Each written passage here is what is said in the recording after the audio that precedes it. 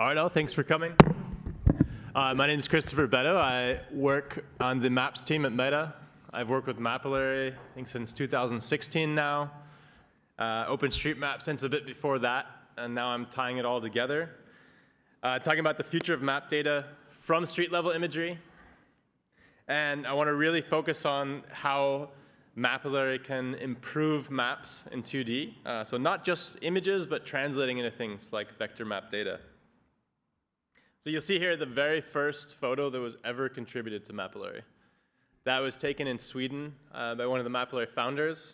That's October 2013. From that starting point, 2.5 billion images were uploaded over time, and computer vision has been applied to every single image that comes in.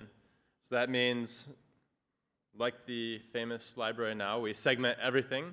Everything gets labeled, and we run this 3D scene reconstruction, structure from motion, on everything. So you have positions of traffic signs with multiple photos confirming them. You can see where road and sidewalk, bridges, vegetation are, many other classes. So Mapillary is all over the world. You can see the distribution of it. It's probably, wherever you live, there's probably some Mapillary near you, especially on a lot of highways in urban areas, and sometimes way out in the forest or on lakes, people that were kayaking.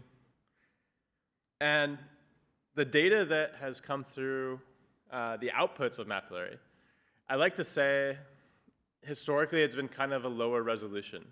Traffic signs have been a huge focus. Those are really interesting for automotive use, for improving the tagging of different rules on roads. But some things, like you'll see here a Dunkin' Donuts sign, Mapillary was as good as saying, hey, we found something in this image. It's a store sign, and that's pretty vague. And I think of the future of the data coming out of Mapillary as being more of a high resolution. It'll say it's not just a store sign, but we found a Dunkin' Donuts. You can't park in front of it, you'll get towed, but there's free Wi-Fi inside, and it was last confirmed October 2023, and we're 95% confident it's there. This kind of info is a lot more, many steps further than just saying, hey, there's a store sign here. Otherwise, it really leaves you looking at a map that looks like the one on the left here. It's just signs on a map. So these pink signs indicate there's a business there. But it leaves you investigating, going in to see what's there. That's a lot more clicking than you'd like to do, and programmatically, that's really hard to scale. On the right side, though, you'll see some recent experiments, and this is where these signs detected in Mapillary have been pinned against the building fronts, and the name has been detected, as well as categories, other attributes. And sometimes it repeats as well. You'll see multiple images with the same sign, or the same business has multiple signs on different sides of the building, but you start to get a clue of what exists where, what exactly. This is what it looks like in the basic level when we detect a store sign in Mapillary. So you'll see the sign is covered in this kind of orange outline. It just says there's something here. But you can get context from what's around that too. It's pretty clear that there's a whole storefront, especially on the right case. You can see it has outdoor seating. You could see things like the menu just vaguely that might give a clue to what it is.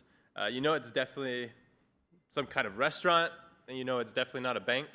So there's a lot to be derived there that usually is very manual and painstaking. Other cases, you'll see like a CVS pharmacy, tons of images over the years. The location of the images help give you a clue of what building it's in. GPS drifts a lot. There's a lot of problems with that. But in general, you can see, hey, somewhere around this street corner, there's a CVS present. So that brings a big question. Is this really a signal, or is it a geometry? So it can be a little bit of both.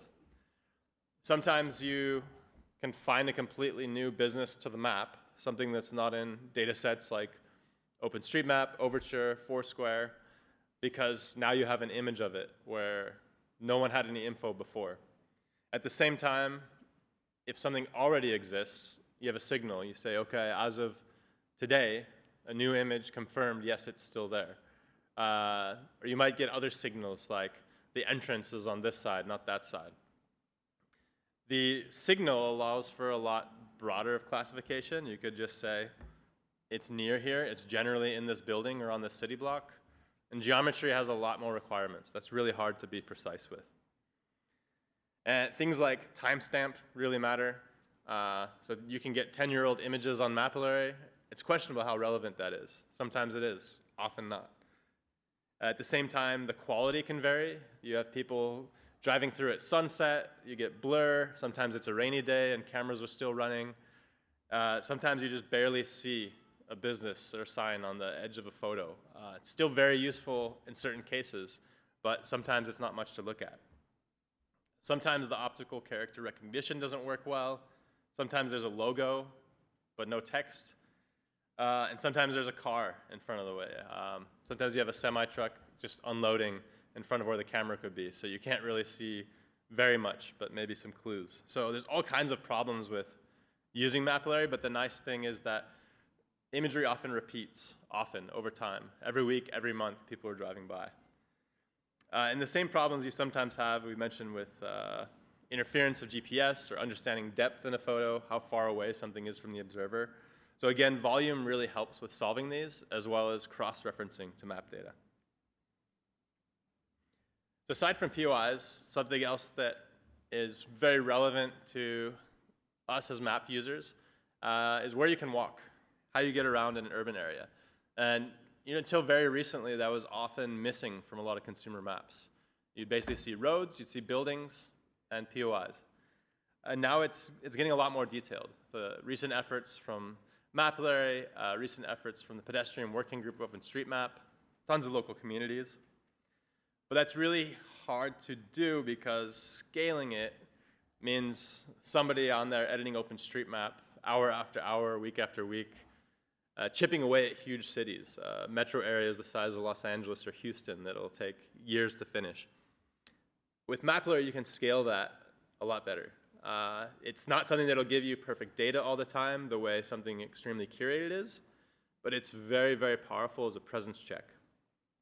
So here's, for example, Davis, California. You'll see here the Mapillary coverage. It's very well mapped. Someone has driven all the streets with a camera.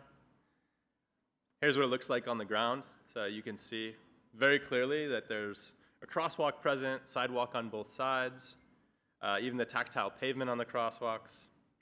That's great stuff when you're using like an OpenStreetMap editor and you want to go in and reference imagery to map.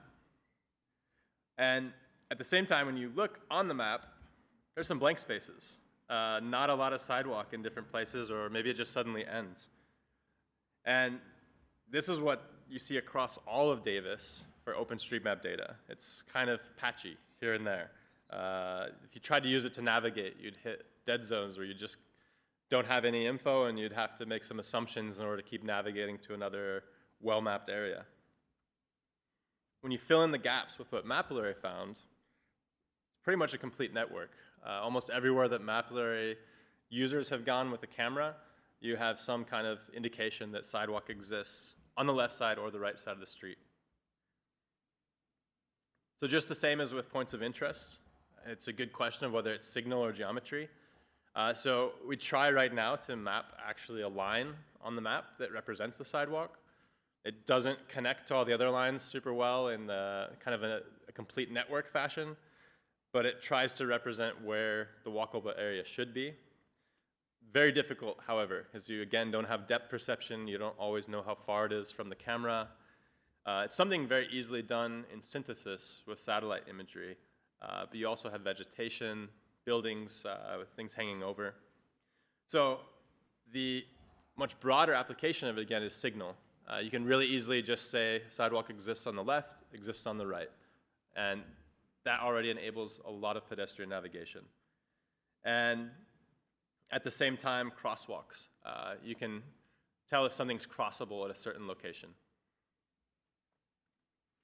So this sidewalk data from Mapillary it's already been tested and produced in hundreds of different cities. It's something we're looking to get out into the community. So there were some experiments previously with putting that into the rapid editor as a data set. So we'll see how the future of releasing that goes, but The long-term goal is really to cover the entire USA, and then where it's possible, start going across the whole world. Compute, CPUs, GPUs is always a challenge, especially when you start using machine learning. There's always edge cases where predicting the sidewalk locations, predicting businesses and POI names and categories doesn't work. It just needs some manual correction. Doing quality assurance at scale is a big challenge. That's why it's great to actually put it in front of the user community. And finally, just having data available. If Mapillary doesn't exist in various cities, small towns around the US, places around the world, you can't do anything. There's no data you can get. And sometimes there's nothing there on OpenStreetMap, and even the satellite imagery is too blurry. You're kind of stuck. So we really depend on having that input from the users. And the last thing I want to look at really quickly for a future of street-level imagery is also visual positioning systems. So we mentioned Mapillary does a 3D scene reconstruction. And there's different ways to do this, but the very intensive way is to make 3D scenes and then match what a user's camera is looking at to that 3D scene. So Mapillary can be a great source of imagery to reconstruct a scene from. But there's also the question of, can we match the image to the base map? The answer is generally yes. So there's a great academic paper about OrientRNet. Here's a good URL for it. And it does a really, really interesting approach of turning the base map and then what's visible on the camera into two different rasters that are comparable. So I encourage you to also look into that. It's something that we want to look into helping Mapillary rely on or make applications from, as well as a way of improving the positioning of Mapillary images.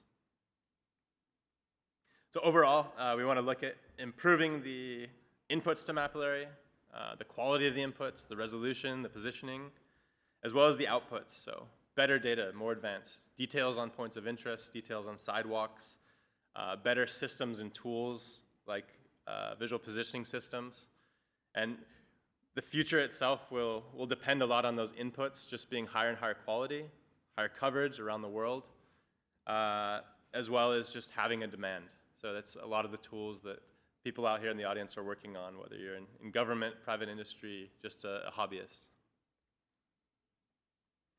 So overall, that covers everything. Thanks a lot for attending. I want to also just point out we have a Complete the Map challenge with Mapillary for the USA. You can scan the QR there, and it'll take you to the challenge website, and that's just to get more coverage across the USA. So thank you all.